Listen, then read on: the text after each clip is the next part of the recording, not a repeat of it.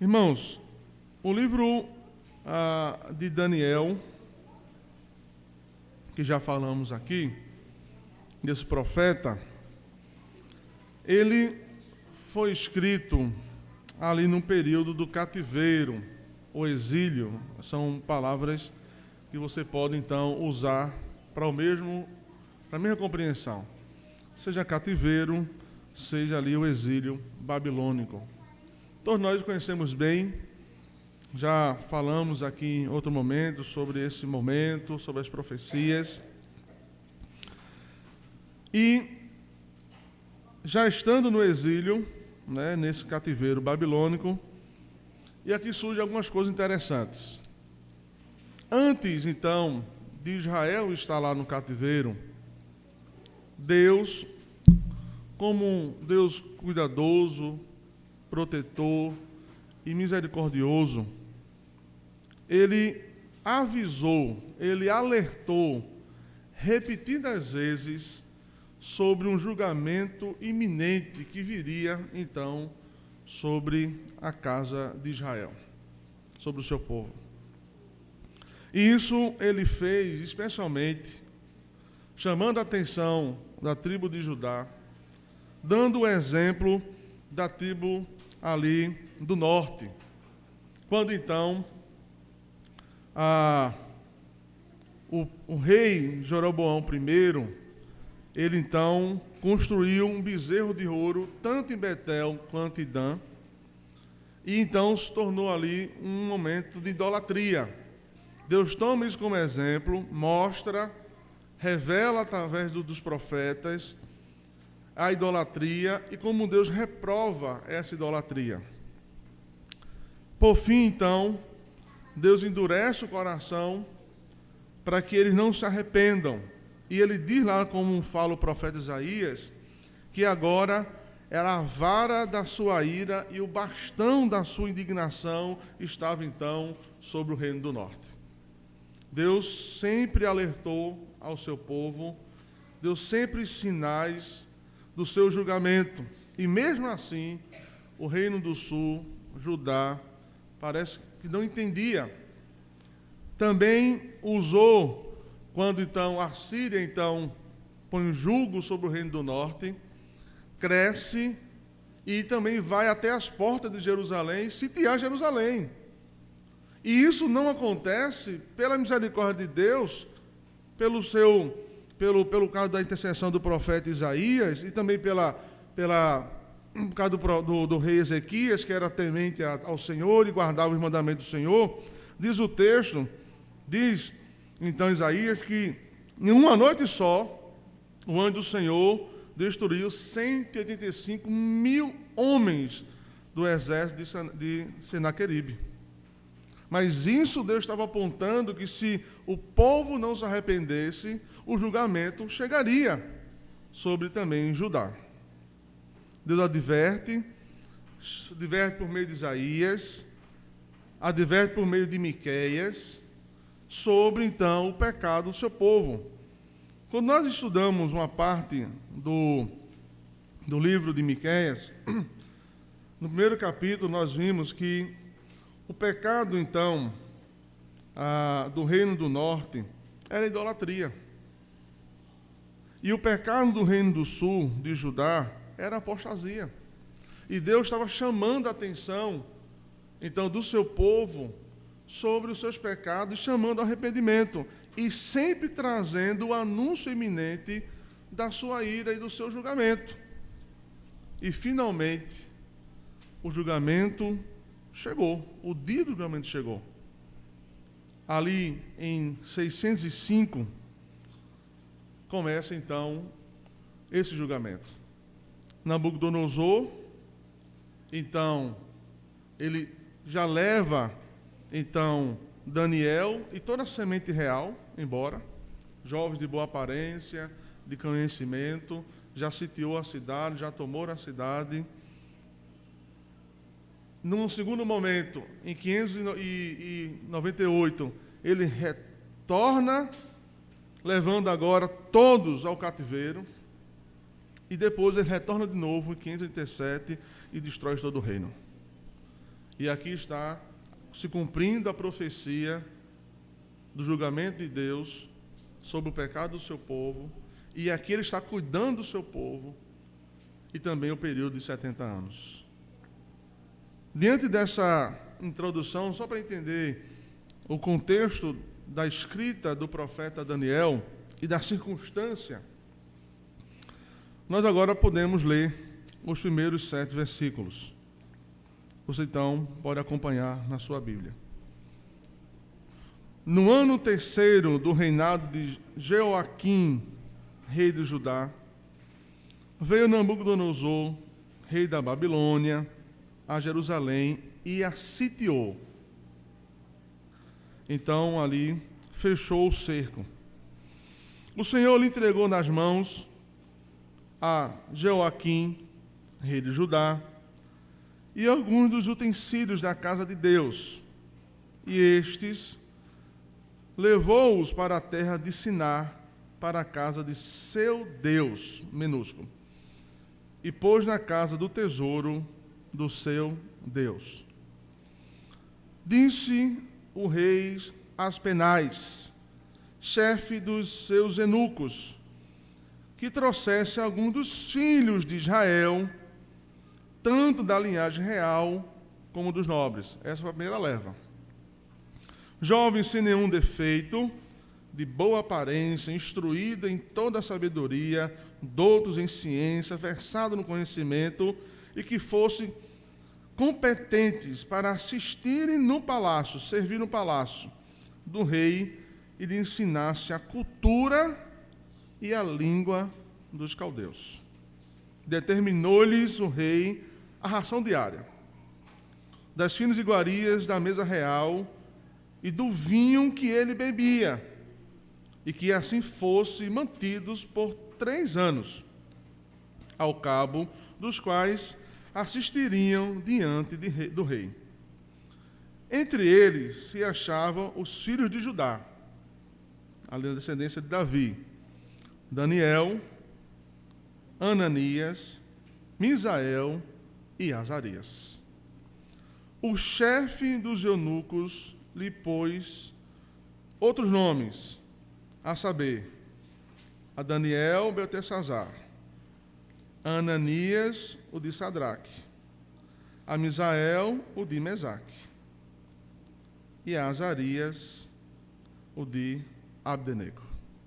Vamos orar ao Senhor. Deus amado, mais uma vez suplicamos a Tua graça em nossas vidas, porque todos nós necessitamos da Tua graça. Particularmente, individualmente, como Teus filhos, nós precisamos da Tua graça, individualmente, mas também coletivamente em família e como Tua igreja.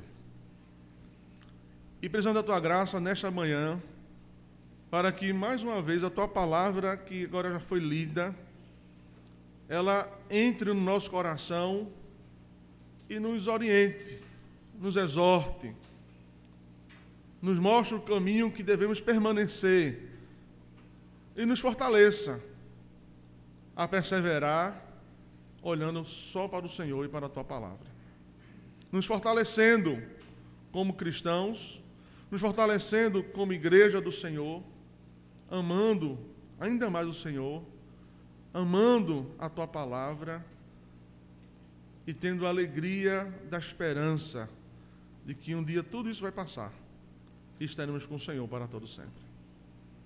Que o Senhor nos ajude a ouvindo a Tua palavra, refletir, nos chama ao arrependimento, Senhor, nesta manhã, e também nos encha de alegria em saber que o Senhor cuida do Seu povo. Em nome de Jesus. Amém. Então, irmãos, quando nós lemos não só o capítulo 1 ou os 7 versículos, mas lemos o livro de Daniel, mas esse primeiro capítulo, quando nós lemos, nós vemos aqui uma narrativa que temos aqui homens, jovens, que agora estão numa outra realidade. Saíram, né, foram levados de suas casas levados da sua terra, da sua cultura, da sua religião, dos seus costumes para um outro. Porém, o momento histórico de Daniel com os seus amigos é um momento que também é marcado pelo pecado, pela idolatria, pela infidelidade e, sobretudo, pela desobediência. E por isso que nessa manhã eu quero olhar para esse livro de Daniel, de forma específica para essa pequena parte do primeiro capítulo, e aprender com vocês como Daniel, um modelo inspirador em tempos de relativismo. Daniel nos ensina a viver fiel a Deus numa época relativista, num mundo relativista, em tempos de relativismo. Observe então, irmãos, que nesse mesmo período marcado por um relativismo moral, um imperativo moral, ético e espiritual, assim viveu Daniel com os seus. Aqui também nós aprendemos de que, não diferente, mas semelhante aos nossos dias, nós vivemos também numa época, numa sociedade, onde há um relativismo também moral e ético e espiritual. Os valores estão diluídos. A verdade está distorcida. Os valores mais fundamentais estão corrompidos. E nós estamos vivendo nesse contexto semelhante a Daniel. E também pressionado por um mundo, por um momento histórico da humanidade, na pós-modernidade, de que a ideia de uma verdade absoluta, ela não pode, então, ser sustentada, como no passado. Porque agora, toda a verdade não é mais aquela afirmação cristã, não é mais uma verdade de Deus, mas agora é uma verdade do homem. Ora, numa época como a nossa, nos nossos dias, a verdade depende daquilo que eu creio. Não existe alguém que está errado e está certo. A minha verdade sempre estará certa. E a sua verdade também sempre estará certa. Porque uma verdade não pode sobrepor a outra. Não há um errado e não há um certo. Porque a verdade agora é relativa.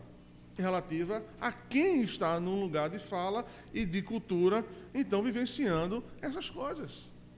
Então, nós somos empurrados, impulsionados a aceitar de que não existe uma verdade absoluta, que como para nós, para mim e para vocês, isso deveria ser assim, de que existe uma verdade absoluta e essa é a verdade de Deus, revelada em Cristo e na sua palavra.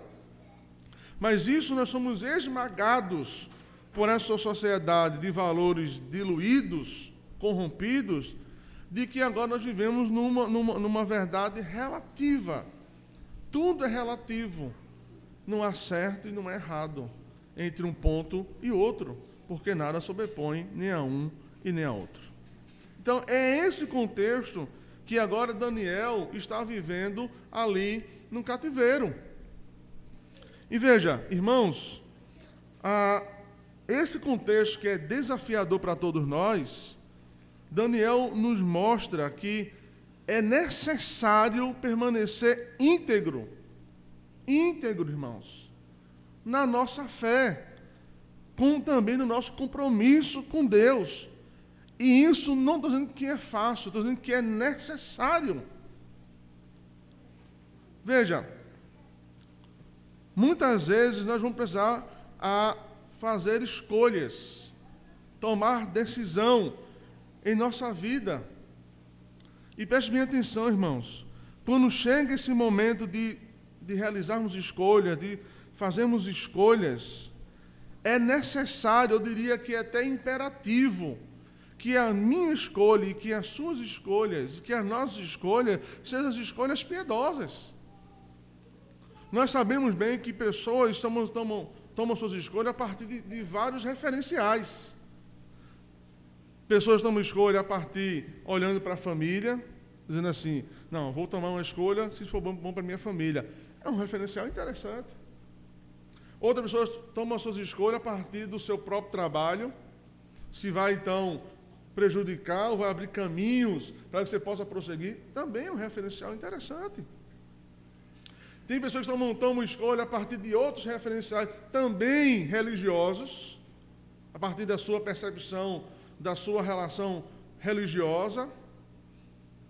Mas o que eu estou dizendo esta manhã, a partir de Daniel, num mundo caído como o nosso, semelhante ao que ele viveu, de um relativo moral espiritual, ético, de valores diluídos, é necessário que, ao chegarmos o momento de fazermos as nossas escolhas, que não é fácil, mas necessário, a minha escolha e a sua escolha deve ter como imperativo uma escolha piedosa. O que é que eu estou falando de escolha piedosa? Daquilo que não desagrade a Deus e que não nos afaste da presença de Deus. Muito mais do que o meu sucesso como pessoa, muito mais do que o meu sucesso em família, do meu cargo que exerço, seja na iniciativa privada ou na pública, o que é mais importante na minha escolha, o que deve ser definidor, o imperativo é definidor, é que a minha escolha seja piedosa. É que a minha escolha louve, glorifique e adore o nome do Senhor. Mesmo que isso, na sua leitura, na minha leitura, me traga até aquilo que eu considere prejuízo. Vou falar daquilo que é mais sensível para nós, né? Prejuízo financeiro, né? Que é mais sensível para todos nós. Mesmo que aquilo me atrapalhe, entre aspas, alcançar aquilo que para mim é tão valioso, que é talvez aumentar a minha renda, ou alcançar coisas, ou alcançar fama, ou alcançar poder, porque são coisas que mexem com o nosso coração. Eu preciso, antes de tomar uma decisão, eu preciso pensar naquilo que vai, então, agradar a Deus, vai me levar a amar o Senhor, vai adorar o Senhor, e não vai me afastar do Senhor e nem da sua casa. Sabe por quê, irmãos? Preste bem atenção. As escolhas que nós realizamos e fazemos, como diz um jargão muito conhecido nosso, nas encruzilhadas da vida, né? Tem nada a ver com o barro da encruzilhada, mas no sentido de chega a hora de tomar uma decisão, não é assim? Chega o momento da nossa história que nós nos deparamos com caminhos. E chega uma hora que você precisa parar e dizer assim, das possibilidades que agora eu tenho, seguir em frente, à direita ou à esquerda, qual caminho agora eu preciso tomar? Nós chamamos isso de encruzilhadas da vida. O caminho que isso vai escolher, a sua escolha, você precisa então fazer no sentido que não comprometa a sua vida com Deus e nem sua obra no reino. Todo caminho que você for escolher vai determinar o quanto você está comprometido com Cristo, o quanto você está comprometido com o reino de Cristo. A minha escolha, a sua escolha, se eu faço uma escolha A, B ou C, isso vai demonstrar, isso vai revelar o quanto o meu coração está comprometido com Deus e com o seu reino, irmãos. Daniel, um modelo inspirador em tempos de relativismo. Preste bem atenção nisso, irmãos. Agora, nesses primeiros 7 versículos, esses 4 jovens hebreus, eles enfrentaram vários problemas. E eles tinham potencial, inclusive, de seguir um caminho espiritual, ético e moral, totalmente distinto do deles. Porque eles estavam agora como se fosse num outro país, em outro espaço. E vejam bem, versículo 2. O que é que nos diz? Que agora eles foram entregues nas mãos de Joaquim, rei de Judá, e agora também eles mudaram, então, de lar.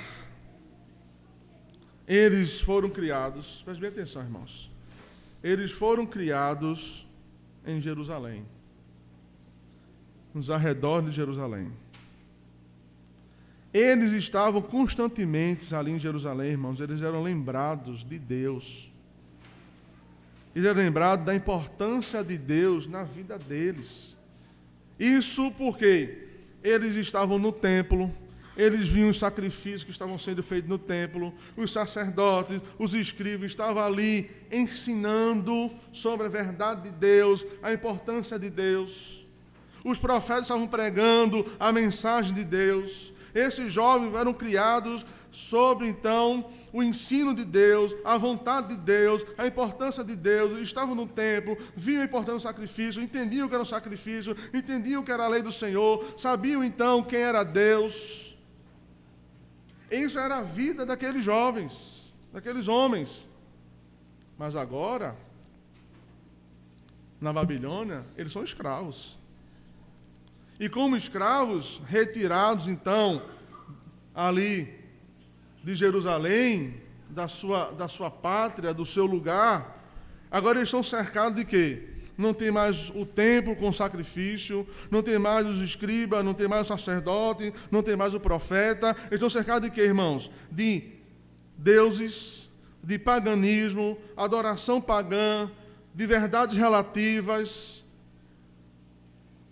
Agora eles foram colocados nesse centro. E eles tinham todo o potencial de largar tudo aquilo que eles viveram até a sua idade e abraçar toda essa nova realidade de vida. Talvez para Daniel e para os seus amigos, até seria mais fácil se conformassem e se encaixar nesse novo modelo. Uma vez que estavam servindo ao rei, estavam no palácio, tinha uma promessa que depois de 3 anos serviriam ao rei, aprendendo a língua, aprendendo a cultura, aprendendo a sabedoria. Então, talvez fosse até mais fácil de assim, vamos nos adaptar no lugar que nós estamos, porque nós nos adaptamos facilmente. Isso talvez fosse o caminho mais fácil e até mesmo de prosperar na Babilônia. Esse seria o caminho mais fácil. Para nós, irmãos, o mesmo perigo que Daniel enfrentou quando no cativeiro, esse perigo ele é real para mim e para você. Ele é real. Ele é presente. Ele é presente todos os dias, irmãos.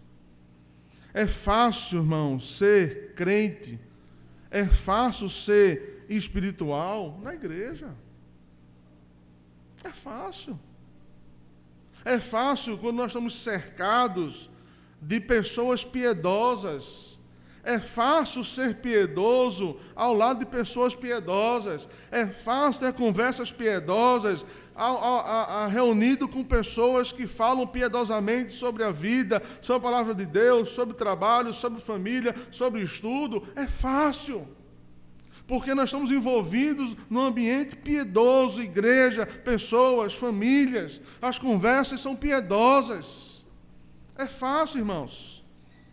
No entanto, quando nós somos separados dessa influência piedosa, a sua igreja local, a sua família, os seus amigos, nós conversamos, nós exortamos uns aos outros, ajudamos uns aos outros, fortalecemos uns aos outros, falamos piedosamente, compartilhamos textos bíblicos, compartilhamos experiências cristãs, com Deus, então, operando em nossas vidas, falando aos nossos corações. Quando nós somos afastados dessas influências que nos arrodeiam, nós nos posicionamos numa posição perigosa. E isso se dá no nosso trabalho.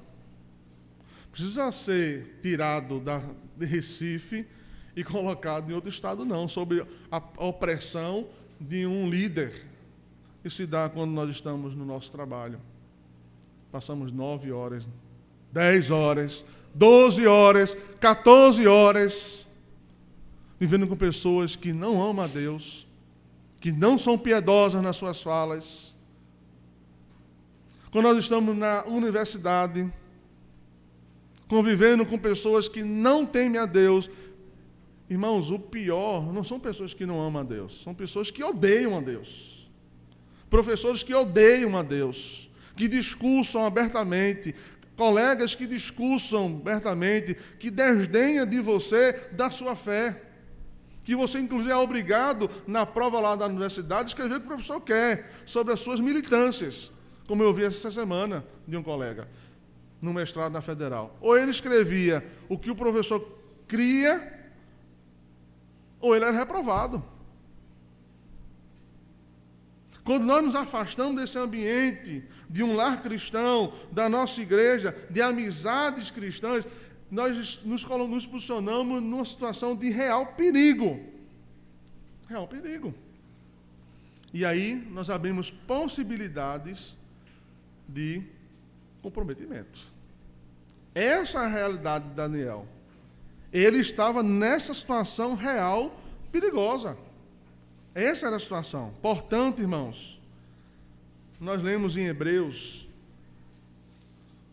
10, 25, não deixemos de nos reunir como igreja, segundo os costumes de alguns, mas encorajemo-nos uns aos outros, ainda mais quando vocês veem que o dia se aproxima. O nosso problema, irmãos, não é que nós precisamos estar todos os dias no culto, tem que ter um culto todos os dias, de domingo a domingo, senão nós não conseguimos viver esse mundo. O nosso problema se chama que nós não somos consistentes. Nos falta consistência. Nos falta, irmãos, frequência. Nos falta, irmãos, a participação ativa no culto. Quando nós estamos no culto, mas não estamos no culto, seremos uma presa muito fácil a qualquer ideologia, a qualquer outro ensino, não é nem na universidade, abaixa com amigos, colegas, que nós nos relacionamos, que convivemos. Irmãos, o que nós aprendemos aqui, nessa primeira parte, que nós precisamos ser cristãos consistentes, assíduos e ativos na Igreja de Cristo, participando ativamente na oração, na leitura, no estudo da palavra. E outra coisa, irmãos, procurem se envolver com pessoas da mesma fé, mesmo no trabalho, na escola, no ensino básico, no ensino superior. Busque pessoas, alimente a amizade com pessoas piedosas. Eu vejo cristãos dizendo assim, eu prefiro ter mais amigos não crentes do que crente. Eu já ouvi. Eu não estou aqui falando história. Que o meu melhor amigo, a minha melhor amiga, não é crente, é uma pessoa maravilhosa. E começa a exaltar. Veja, faça amizade com todos. Amem a todos, respeitem todos. Mas esta pessoa que não anda, que não compartilha da sua vida piedosa, não pode ser o seu melhor amigo ou sua melhor amiga. Não pode ser. Não pode ser. Porque você vai acabar cedendo. Vai acabar cedendo. Vai começar, então, a abrir fronteiras para poder caminhar. Porque como é que você caminha com alguém que pensa completamente diferente de você? A não ser que você ceda. Abrindo as fronteiras. Aí entra o relativismo. Percebe o relativismo? Eu vou relativizando. Não, não é assim como diz na palavra. Não é assim o ensino doutrinário. E eu começo a relativizar a vida cristã. Percebe o que eu estou entendendo, irmãos? Vocês estão entendendo o que eu estou falando? Começamos a relativizar o ensino bíblico. De que eu sou cristão, mas eu posso fazer isso. Eu sou cristão, mas eu posso viver assim. Eu sou cristão, mas eu posso pensar assim. Eu sou cristão, mas posso me vestir assim. Eu sou cristão, mas posso me relacionar assim com pessoas. Esse é o relativismo, irmãos. Relativismo, irmão, não é uma bola que está no céu, não. Relativismo está presente em todas as coisas, influenciando o nosso modo de pensar e de enxergar as coisas, e de ler as coisas no mundo. Irmãos, nós precisamos nos cercar do povo de Deus. Paulo escreveu aos Coríntios assim, 15:33, não se deixe enganar, as más companhias corrompem os bons costumes. É fácil, irmãos, comprometer-se e se conformar com o mundo quando nós estamos longe da influência piedosa. É fácil abrir, é fácil relativizar quando estamos distante do corpo de Cristo. Por isso que é necessário, vocês ouvem aqui quase todo domingo, eu digo, irmãos, não abandone o culto, estejam presentes no culto, permaneçam firmes no culto, sejam participantes ativos do culto, sirvam ao Senhor, ore em casa, leia a Bíblia em casa, tenha amizades piedosas, fale com pessoas piedosas. Versículo 3 e 4, irmãos.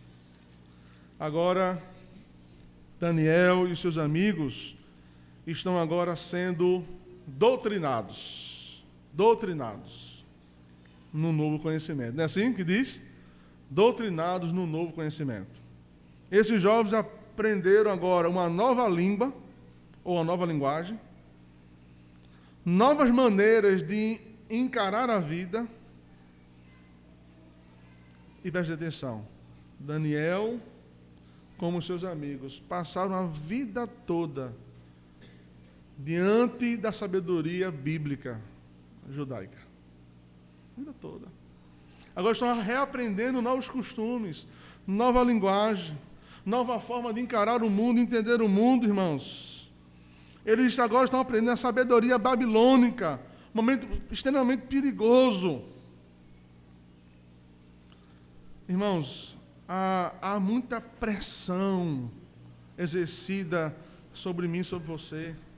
E essa pressão, ela está para que possamos nos adaptar ao novo mundo que nós estamos vivendo. Nós estamos, então, arrodeados dele. Eu não sei se você sente, mas eu sinto pressão. Aonde nós estamos pressionados a não me dizer assim, cada um faça o que é melhor para si. Quem aqui não já repetiu essa frase? Não, cada um escolha o que é bom para você. Essa é o grande lema do relativismo. Cada um faça o que é bom para si, cada um toma conta de si. Não é assim? Veja, você não pode embarcar nisso. A gente não vai se meter na vida do outro e vai se intrometer, mas você não pode dizer assim, olha, não é bom. A pessoa escolhe, mas isso não é bom, porque eu começo também a relativizar o meu coração e a ceder à pressão. Esses mesmos perigos que Daniel e os colegas e os amigos enfrentaram, nós enfrentamos hoje nesse mundo. O que é nos dito como cristão no trabalho, na escola, na universidade?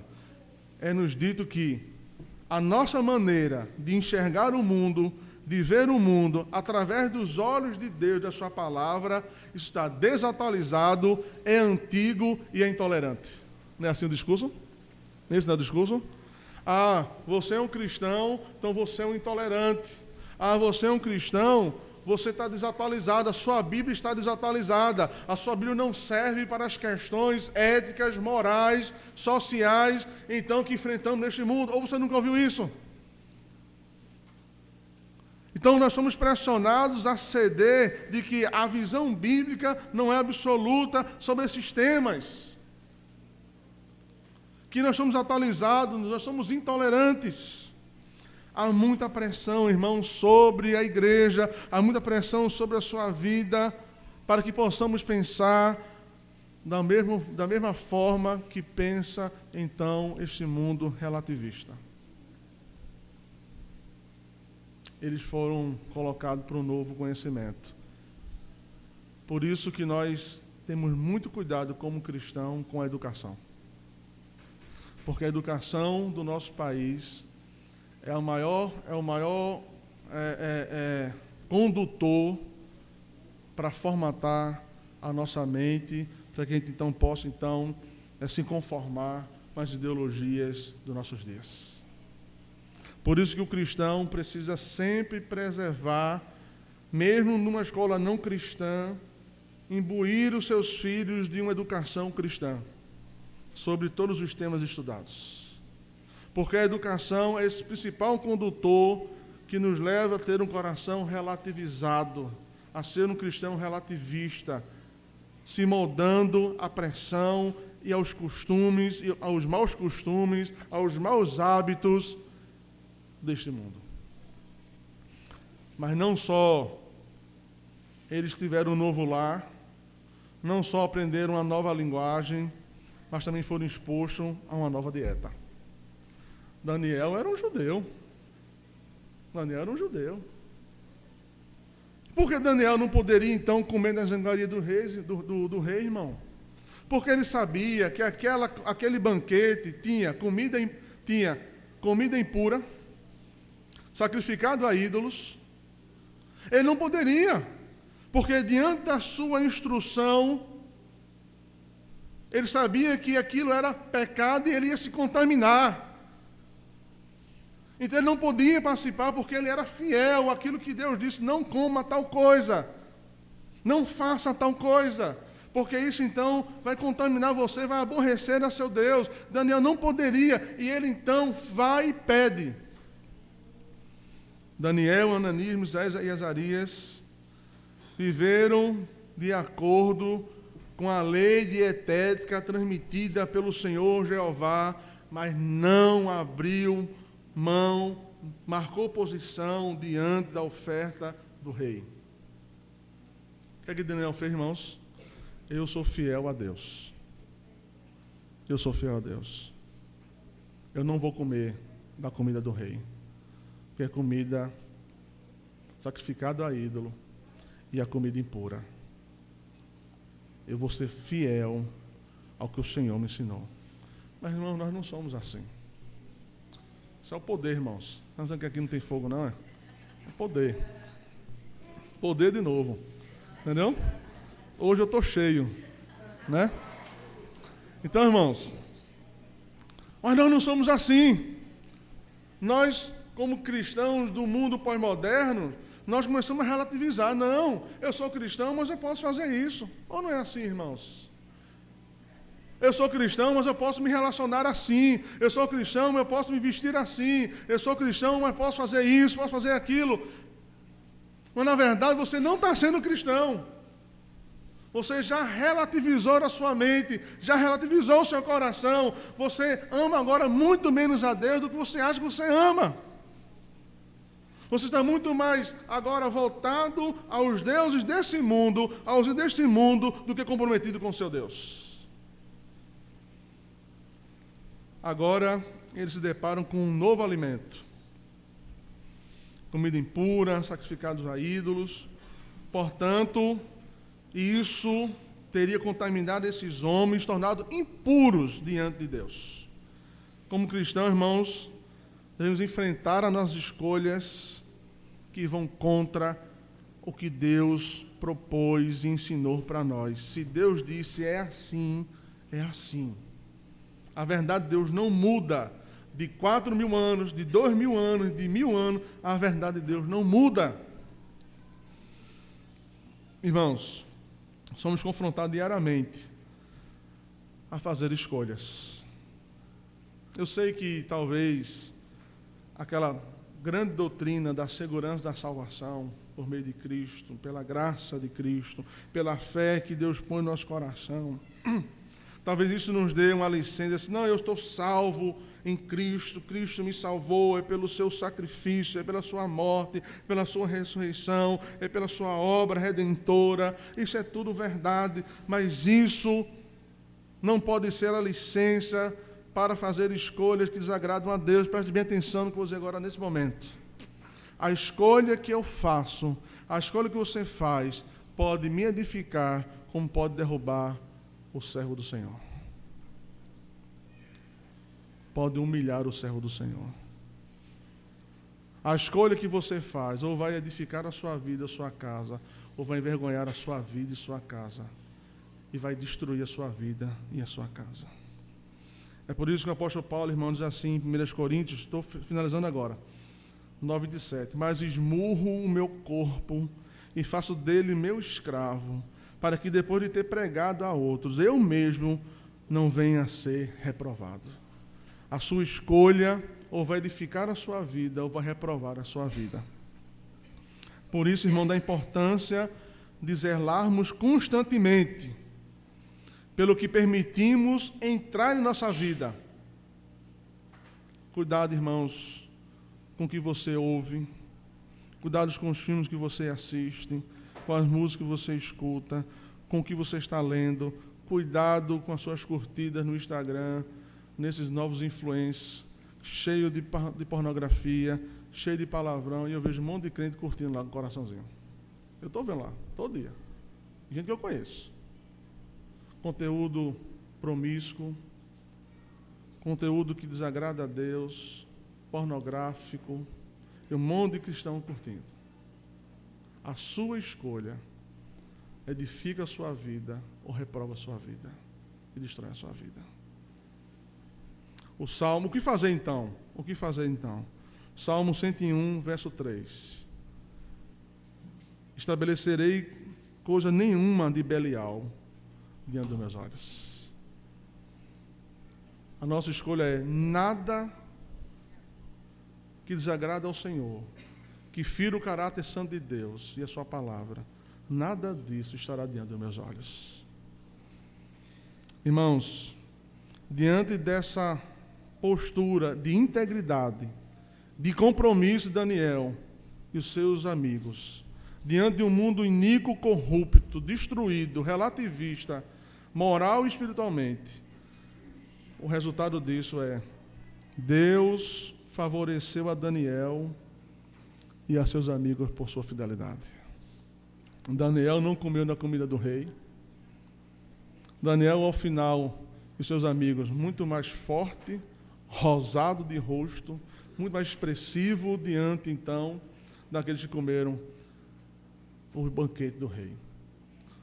Ser fiel ao Senhor, ser comprometido com Deus, diante de uma sociedade injusta que nos oprime e que nos pressiona a negar o nosso Deus, a recompensa é: Deus favoreceu Daniel e os seus amigos. Deus favoreceu. Deus foi misericordioso, bondoso e providente. Esta é a nossa mensagem para esta manhã, irmãos. Ser fiel a Deus, e Ele vai nos favorecer com a sua graça em nossas vidas. Que Deus nos abençoe.